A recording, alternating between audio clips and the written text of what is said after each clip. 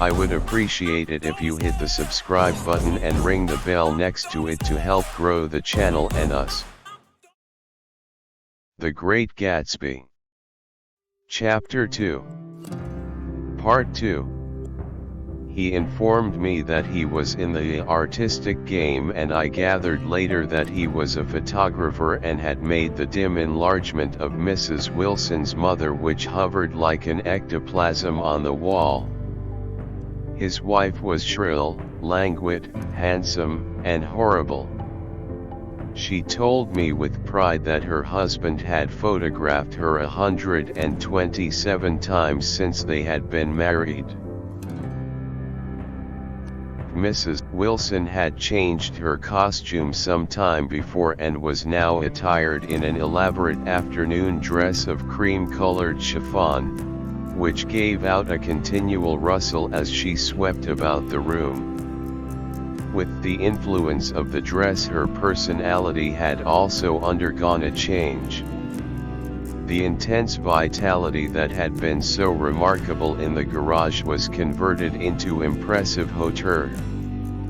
Her laughter, her gestures, her assertions became more violently affected moment by moment, and as she expanded, the room grew smaller around her until she seemed to be revolving on a noisy, creaking pivot through the smoky air. "My dear," she told her sister in a high mincing shout, "most of these fellas will cheat you every time. All they think of is money. I had a woman up here last week to look at my feet, and when she gave me the bill you'd have thought she had my appendicitis out."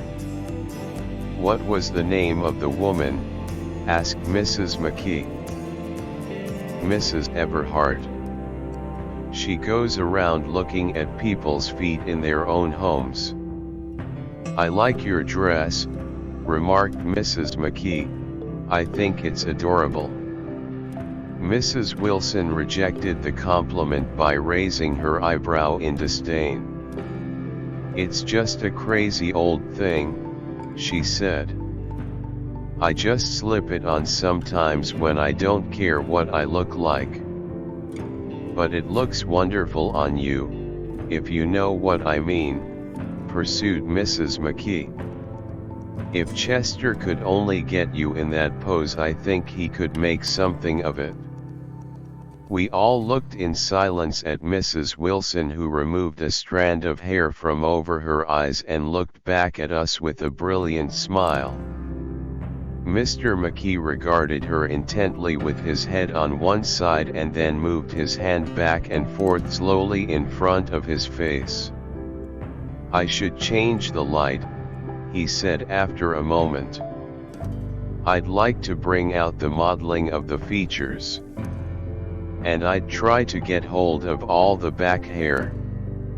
"I wouldn't think of changing the light," cried Mrs. McKee.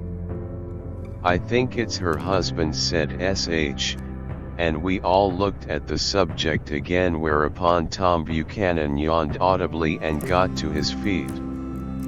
"You McKees have something to drink," he said.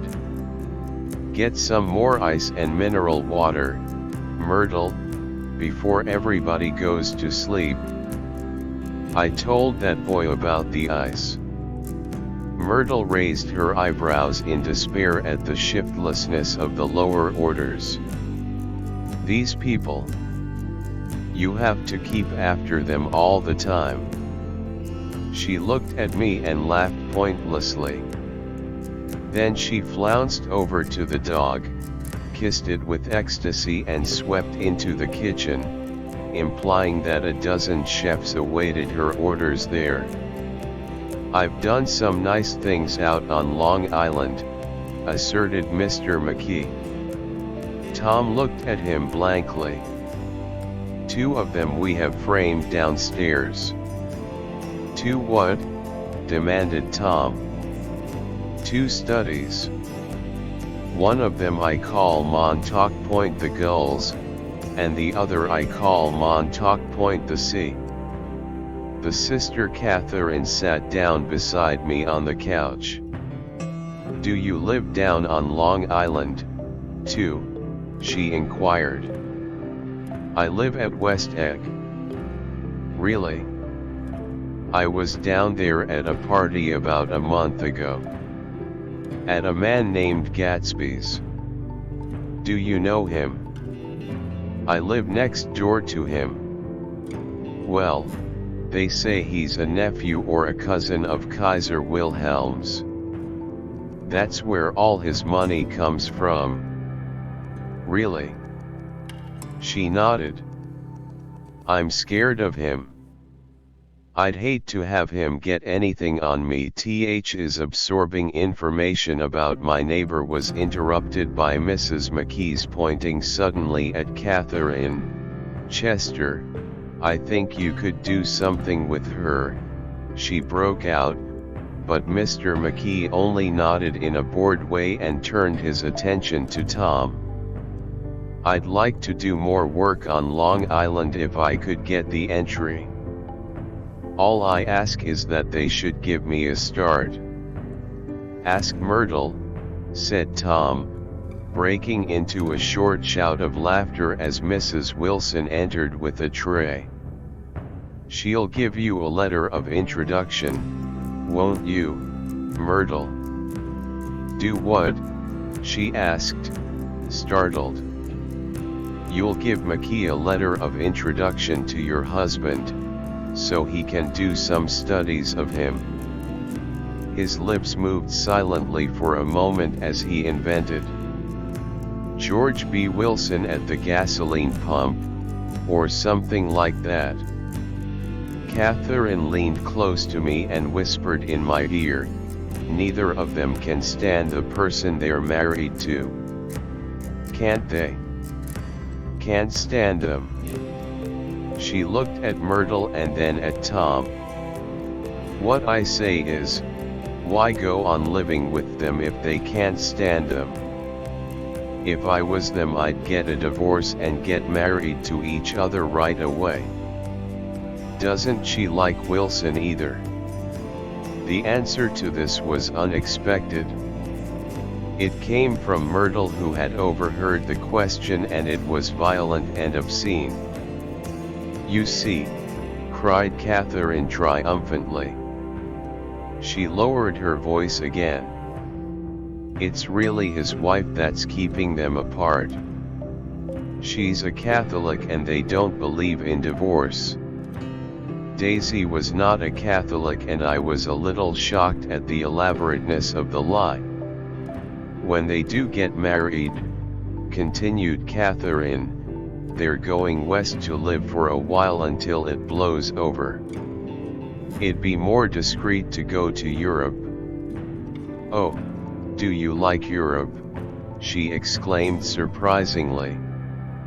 "I just got back from Monte Carlo." "Really?" "Just last year. I went over there with another girl." "Stay long?" "No, we just went to Monte Carlo and back. We went by way of Marseilles. We had over $1,200 when we started, but we got gypped out of it all in 2 days in the private rooms. We had an awful time getting back, I can tell you. God, how I hated that town."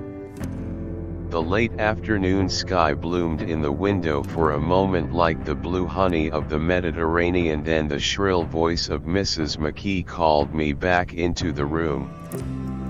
"I almost made a mistake, too," she declared vigorously. "I almost married a little kike who'd been after me for years. I knew he was below me. Everybody kept saying to me, 'Lucille, that man's way below you.' But if I hadn't met Chester, he'd have got me sure." "Yes, but listen," said Myrtle Wilson, nodding her head up and down, "at least you didn't marry him." "I know I didn't." "Well, I married him," said Myrtle, ambiguously. And that's the difference between your case and mine. Why did you, Myrtle? Demanded Catherine. Nobody forced you to. Myrtle considered. I married him because I thought he was a gentleman, she said finally.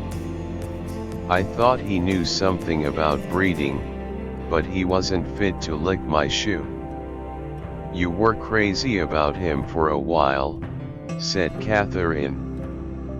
Crazy about him? Cried Myrtle incredulously. Who said I was crazy about him? I never was any more crazy about him than I was about that man there. She pointed suddenly at me, and everyone looked at me accusingly. I tried to show by my expression that I had played no part in her past. The only crazy I was when I married him. I knew right away I made a mistake. He borrowed somebody's best suit to get married in and never even told me about it, and the man came after it one day when he was out. She looked around to see who was listening. Oh, is that your suit? I said. This is the first I ever heard about it. But I gave it to him and then I lay down and cried to beat the band all afternoon. She really ought to get away from him, resumed Catherine to me. They've been living over that garage for 11 years. And Tom's the first sweetie she ever had. The bottle of whiskey, a second one, was now in constant demand by all present, excepting Catherine, who felt just as good on nothing at all. Tom rang for the janitor and sent him for some celebrated sandwiches, which were a complete supper in themselves. I wanted to get out and walk eastward toward the park through the soft twilight, but each time I tried to go I became entangled in some wild strident argument which pulled me back, as if with ropes, into my chair.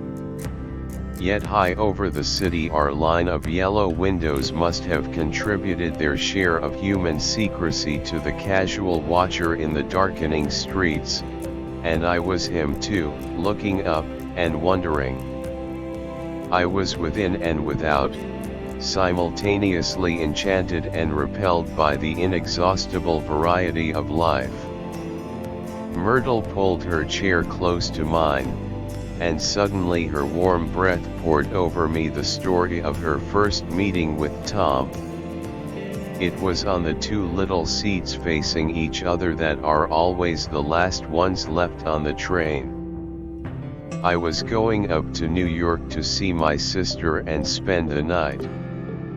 He had on a dress suit and patent leather shoes, and I couldn't keep my eyes off him, but every time he looked at me I had to pretend to be looking at the advertisement over his head. When we came into the station he was next to me and his white shirt front pressed against my arm, and so I told him I'd have to call a policeman, but he knew I lied. I was so excited that when I got into a taxi with him I didn't hardly know I wasn't getting into a subway train. All I kept thinking about, over and over, was "You can't lie forever, you can't lie forever." She turned to Mrs. McKee and the room rang full of her artificial laughter. "My dear," she cried, "I'm going to give you this dress as soon as I'm through with it. I've got to get another one tomorrow. I'm going to make a list of all the things I've got to get. A massage and a wave and a collar for the dog and one of those cute little ashtrays where you touch a spring, and a wreath with a black silk bow for Mother's grave that'll last all summer. I got to write down a list so I won't forget all the things I got to do." It was 9 o'clock. Almost immediately afterward I looked at my watch and found it was 10. Mr. McKee was asleep on a chair with his fists clenched in his lap, like a photograph of a man of action. Taking out my handkerchief, I wiped from his cheek the remains of the spot of dried lather that had worried me all the afternoon. The little dog was sitting on the table looking with blind eyes through the smoke and from time to time groaning faintly. People disappeared, reappeared, made plans to go somewhere, and then lost each other, searched for each other, found each other a few feet away. Sometime toward midnight, Tom Buchanan and Mrs. Wilson stood face to face discussing in impassioned voices whether Mrs. Wilson had any right to mention Daisy's name. "Daisy! Daisy! Daisy!" shouted Mrs. Wilson. "I'll say it whenever I want to. Daisy!" Making a short deft movement, Tom Buchanan broke her nose with his open hand. Then there were bloody towels upon the bathroom floor, and women's voices scolding, and high over the confusion a long broken wail of pain. Mr. McKee awoke from his doze and started in a daze toward the door.